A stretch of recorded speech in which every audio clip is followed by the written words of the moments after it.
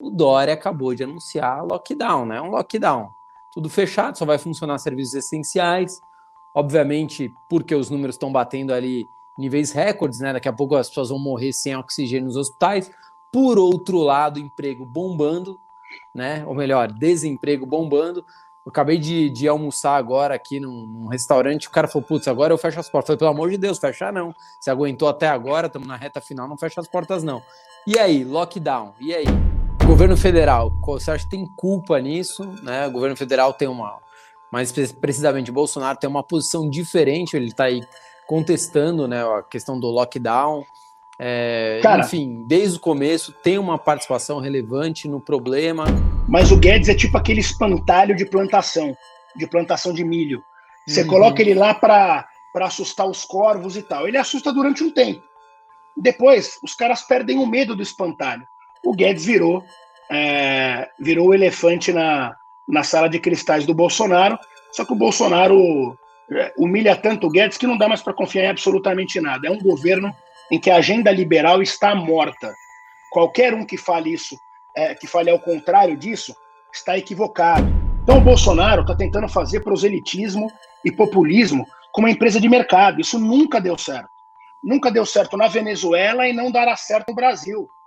Então esse é um problema sério. Agora eu concordo com você. Ele acabou de gastar o Zap, a não ser que ele tenha o super trunfo na mão, tinha aquele joguinho super trunfo, Sim, né, o A2. Claro, óbvio. É lógico. Assim, a não ser que ele tenha o A2 na mão, a Petrobras pode ter uma intervenção mais pesada do que nós estamos vendo agora. Isso é muito ruim, sem sombra de dúvida. Se liga, esse aqui foi só o comecinho da entrevista porrada que o Guto Ferreira deu pra gente. O cara que mais acerta o futuro, exatamente isso, futuro da economia. Ele é o cara que mais acertou até hoje na história do canal. E aí eu já queria te deixar uma pergunta. Você, exatamente, pode comentar aqui, você é a favor do lockdown ou você é contra o lockdown? Não sei, é você que vai me falar.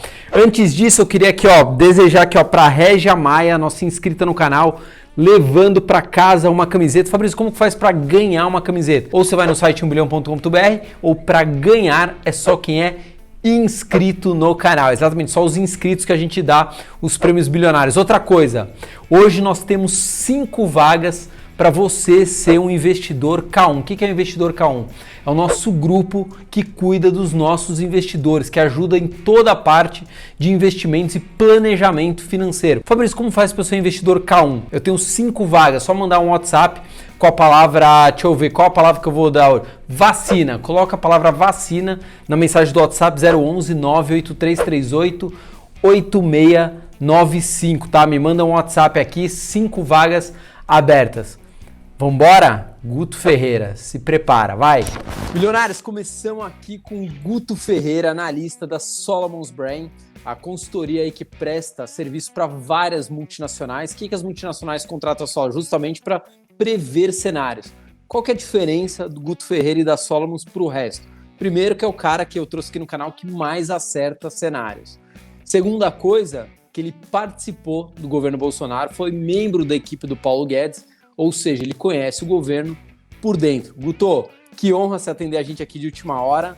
Só que eu já, antes de você começar a se apresentar qualquer coisa, já quero dar de cara aqui. O Dória acabou de anunciar lockdown, né? Um lockdown. Tudo fechado, só vai funcionar serviços essenciais. Obviamente, porque os números estão batendo ali níveis recordes, né? Daqui a pouco as pessoas vão morrer sem oxigênio nos hospitais. Por outro lado, emprego bombando, né? Ou melhor, desemprego bombando. Eu acabei de almoçar agora aqui num restaurante, o cara falou, putz, agora eu fecho as portas. Eu falei, pelo amor de Deus, fechar não. Você aguentou até agora, estamos na reta final, não fecha as portas não. E aí, lockdown, e aí? Na verdade, o Dória está só seguindo a recomendação do Comitê de Sanitário da Secretaria de Saúde, que assiste às decisões do governador. Assim como ele, o Zema, em Minas Gerais, está colocando 4 regiões em lockdown. O Eduardo Leite, no Rio Grande do Sul, também colocou todo o estado em bandeira preta.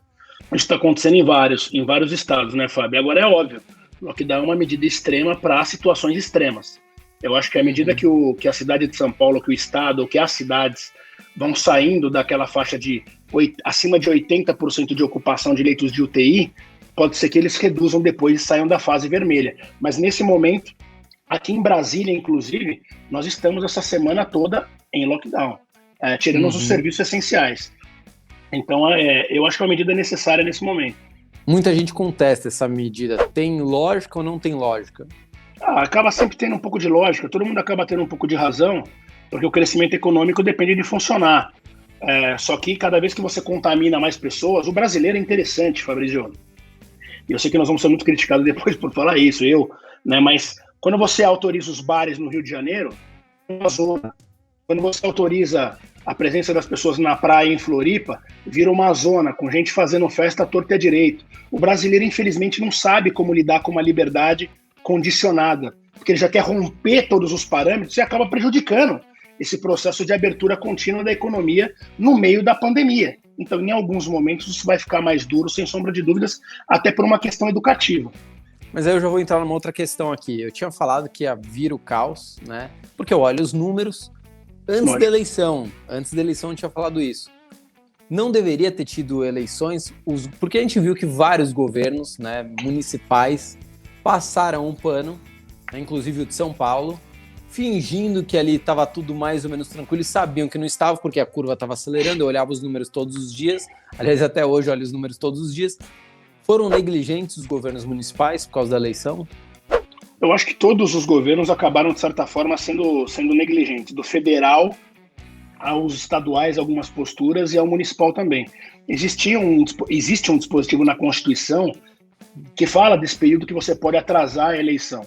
Então foi uma opção, mas a eleição ainda acabou sendo um mal menor, porque as festas de final de ano são muito maiores do que o período eleitoral. E ali já começou toda uma aglomeração para tudo que é lado, festas clandestinas, e aí você tem na pirâmide social do Brasil, você tem dois lados que arrebentaram com a estratégia, qualquer estratégia de conter o vírus.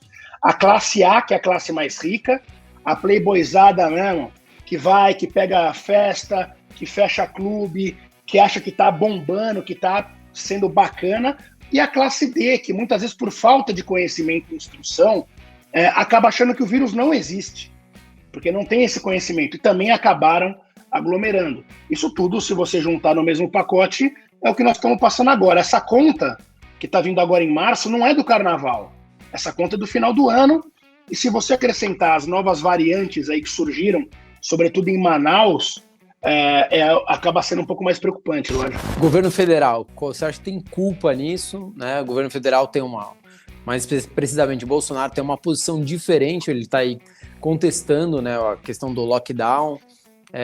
Cara, enfim, desde o começo tem uma participação relevante no problema. Ele tem uma participação relevante, primeiro porque o Bolsonaro ele fala para dois públicos, né? Óbvio, você não pode culpar o governo federal como um todo, porque existem áreas do governo federal que estão trabalhando. Ministérios como o da Agricultura, Infraestrutura, que estão trabalhando e trabalhando muito bem. Mas a palavra do presidente pesa muito para dois públicos. Primeiro, o público da base da pirâmide, que ouve o presidente, acha que ele é um cara bacana, descolado e tal, e segue que não precisa seguir um protocolo básico de uso de máscara e álcool gel, por exemplo. Isso não mata ninguém, isso não é um problema. Quem não segue é literalmente porque é negacionista mesmo, ou porque não compreende a questão do vírus. E o outro público para quem ele fala é o público mais barulhento, que são quem? São os fanáticos, são os radicais, são os fundamentalistas que apoiam o Bolsonaro e que fazem mal para a democracia. Então, nesse ponto, o Bolsonaro, sem sombra de dúvida, ele tem uma grande participação na ineficiência do governo federal. E o outro cara que deve ser responsabilizado é o Pazuello. Você imagina o Brasil numa guerra, Fabrício, com o Pazuello cuidando dos suprimentos. A gente já estava invadido falando outra língua. Porque ele é ruim, cara. Ele pode ser um general, pode ter as estrelas dele. Eu acho que as Forças Armadas têm quadros absolutamente incríveis para o país, mas o Pazuello é ruim, cara. E isso, obviamente, prejudica, porque ele está no Ministério da Crise, né? Agora já vamos entrar em outra questão. Paulo Guedes, no meio disso tudo, né? Eu acho que ele baixou a taxa de juros, como a gente está em 2%, acreditando que o Brasil iria andar. Não andou, não conseguiu fazer reforma, não conseguiu privatizar. Estão falando aí nos bastidores que as privatizações vai ser difícil. Como que fica Paulo Guedes no meio desse caos? Olha, eu errei que o Paulo Guedes, eu errei e acertei, né? No ano passado nós falamos, E eu falei assim, o Paulo Guedes sai em outubro, na nossa avaliação. Ele não saiu em outubro, considero um erro, mas eu tive um acerto, porque o Ministério da Economia acabou em outubro. A agenda liberal acabou em outubro.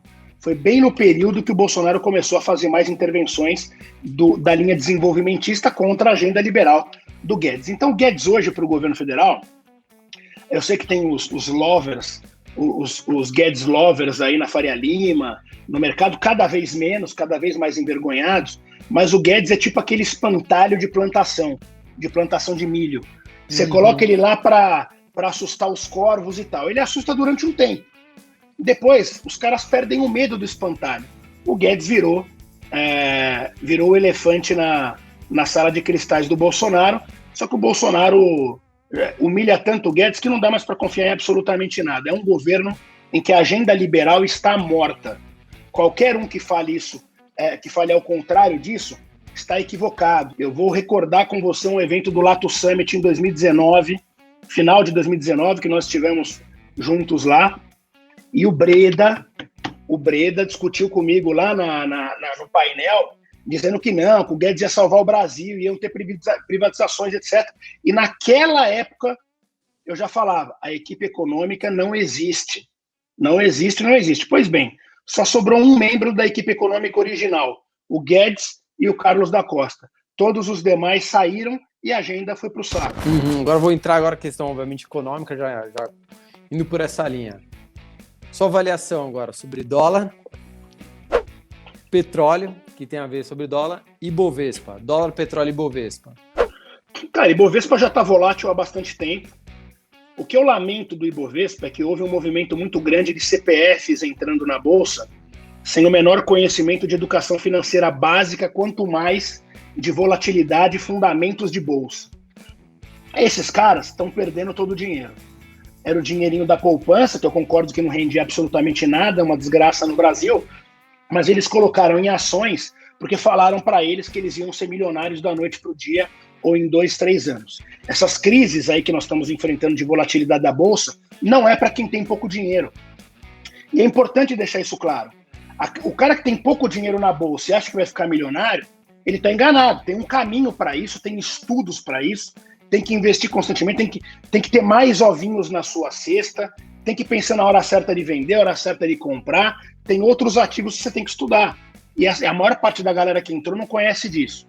Então acho que o Ibovespa, se o Bolsonaro permanecer com o discurso dele e a tragédia crescer muito em março, agora, eu acho que o Ibovespa tem chance de ficar abaixo dos 105, mas numa normalidade, com o governo Bolsonaro, eu acho que o patamar ideal do Ibovespa é 115, aí na metade do ano para frente. Não acho que ele bata 135, como estão falando. Até porque as reformas, se vierem a acontecer, elas acontecem a partir de outubro, sendo que no ano que vem, a partir de junho, já acaba a legislatura, porque os caras entram em recesso branco pelas eleições. O dólar, quem está montado em dólar está sempre bem. Essa é minha sempre leitura. Eu acho que o dólar é um ótimo ativo. As criptomoedas, para quem colocou de 2019 para cá, acertou, marcaram um golaço. Não só Bitcoin, eu estou falando da Ethereum, estou falando de qualquer outra. As criptos, no geral, elas cresceram bastante, mas o dólar eu sempre vou achar um bom investimento. E qual que foi a outra pergunta que você falou? Preços dos combustíveis, agora eu vou dar a minha opinião aqui, desculpa te cortar. O Bolsonaro deu a última cartada dele, que foi tirando PIS e COFINS, jogando na mão dos bancos e também nos portadores de necessidades especiais, ali, enfim, beleza, mas foi o último zap que ele tinha. Agora ele não tem mais dispositivos legais, vamos dizer assim, legal não seria a melhor palavra, mas assim, que não afetaria tanto o mercado para baixar o preço do combustível. E eu não vejo o dólar caindo no curto prazo e provavelmente o barril de petróleo também não. E ele vai ter que ir na mão grande ali, na canetada, baixar o preço dos combustíveis na marra. Isso é o que eu acredito que vai acontecer. Quero saber a sua opinião. Cara, eu concordo com você e vou te falar mais. Assim, o Guedes disse ano passado que se ele fizesse muita bobagem, o dólar chegava a 5. Né? Ele fez tanta bobagem, e o presidente também, que o dólar bate 6 seguidamente, quarta ou quinta vez que bate 6 na ponta, para quem está comprando. Eu conheci o general Silvio Luna quando ele era ainda do Ministério da Defesa, quando o ministro era o Jungmann, o governo Temer, e depois, quando ele foi para Itaipu, tive com ele por 2 vezes em Itaipu. É um cara extremamente qualificado, é um cara que entende de gestão, é um general ponderado, mas para uma empresa de mercado como a Petrobras, eu acho que ele vai ter sérias dificuldades em se adaptar a uma economia de mercado, sendo pressionado pelo presidente para ter o cunho social da Petrobras. Petrobras não tem que ter cunho social, me perdoa. Isso é um grande absurdo, eu sou liberal, não consigo entender. Mas não está na lei das companhias ali de economia mista do governo? Tem que ter... O cunho social? Não estou defendendo, não, só estou falando o que diz a lei. Não, mas cunho social é responsabilidade social. São ações sociais, não intervenção do governo para baixar o preço do petróleo, o preço da gasolina, o preço de não sei o que lá. Isso destrói. E as milhões de pessoas, as milhares de pessoas que colocam o seu dinheiro em ações da Petrobras? Sim. Eles vão fazer o quê com esse cunho social? Então o Bolsonaro está tentando fazer proselitismo e populismo com uma empresa de mercado. Isso nunca deu certo. Nunca deu certo na Venezuela e não dará certo no Brasil. Então esse é um problema sério. Agora eu concordo com você. Ele acabou de gastar o Zap, a não ser que ele tenha o super trunfo na mão, tinha aquele joguinho super trunfo, né, o A2. Claro, óbvio. É lógico. Assim, a não ser que ele tenha o A2 na mão, a Petrobras pode ter uma intervenção mais pesada do que nós estamos vendo agora. Isso é muito ruim, sem sombra de dúvida. Só para encerrar, porque aqui o vídeo ficar longo aqui, vou só contar por que as pessoas não entendem, por que os caminhoneiros são um problema, né? Por que eles não conseguem repassar o preço do combustível? Por que o padeiro, quando sobe o trigo, repassa por preço do pãozinho o aumento do trigo e os caminhoneiros? Porque tem mais caminhoneiros e mais caminhões do que a demanda. Então, é um problema da própria categoria. Tem mais oferta do que demanda. É um problema da categoria, não é um problema só dos combustíveis. Porque o natural de qualquer economia, subir o preço do combustível, sobe o preço do frete. É assim. Tô errado? Não, você está certo e vou te falar mais. É um problema do país que insiste em ficar dependente de uma única categoria. O Brasil está pagando agora um preço de ser sequestrado emocionalmente por uma categoria, por não investir pesadamente em outros modais logísticos. De verdade, Fábio, nós estamos vivendo aquele mundo paralelo, o mundo do super-homem bizarro, que tinha um inimigo do super-homem que chamava Mxyzptlk. E aí, para sair do mundo bizarro, a gente precisava falar o nome dele ao contrário. Nós precisamos tentar falar o nome dele ao contrário para ver se o Bolsonaro acerta a cabeça dele. Guto, obrigado. Que honra sempre ouvir você aí. Em breve, como o caos, a gente sabe que esse mês de março vai ser um caos, você vai voltar outras vezes aqui. E, aliás, posso deixar, quem concordou, não concordou com o Guto, comenta aqui embaixo, né? Não tem problema não concordar eu já estou acostumado. Queria mandar um grande abraço para você, para os bilionários aí, seu canal cada vez mais especial. Tenho acompanhado as entrevistas exclusivas que você tem feito, tá muito top essa parte mesmo, e esse é o papel que a gente tem que fazer, não é enganar a galera, não é falar, ó, entra na bolsa com tudo, coloca tudo lá e o cara não entende o que é fundamentos. Tem que falar que esses caras têm que estudar para ter um futuro nesse tipo de mercado. Show de bola, Guto. Brigadíssimo, viu? E aí, o que você achou da entrevista? Você concorda com o Guto? Acha que ele tá falando groselha? Não sei. Coloca aqui embaixo, coloca no comentário se você acha que tem lógica o que ele tá falando, se você concorda com ele, se você não concorda. Nosso melhor termômetro são sempre os comentários aqui. Lembrando, viu? Hoje nós temos 5 vagas para você investir com o meu time. Fabrício, sério que dá para investir com o seu time? Sério, você pode ser um investidor K1. Como faz para ser um investidor K1? Nós temos 5 vagas. Só mandar um WhatsApp com a palavra vacina, escreve vacina no WhatsApp, 011 98338 8695. Os 5 primeiros entram para o nosso time K1, o resto, obviamente, vai para uma lista de espera. Deixa eu falar outra coisa, sabe por que a Régia ganhou uma camiseta do canal, nossa inscrita aqui no canal? Justamente por isso, ela segue todos os vídeos e é inscrita no canal. Quem é inscrito no canal ganha prêmio. Qual outra forma, Fabrício? Eu quero essa camiseta, eu fiquei doido aqui, ó, Rainha Elizabeth, com uma, o que é isso? É um babalu, é um trident, sei lá, fazendo uma bola aqui. Como que faz? Vai no site 1bilhão.com.br. Fui!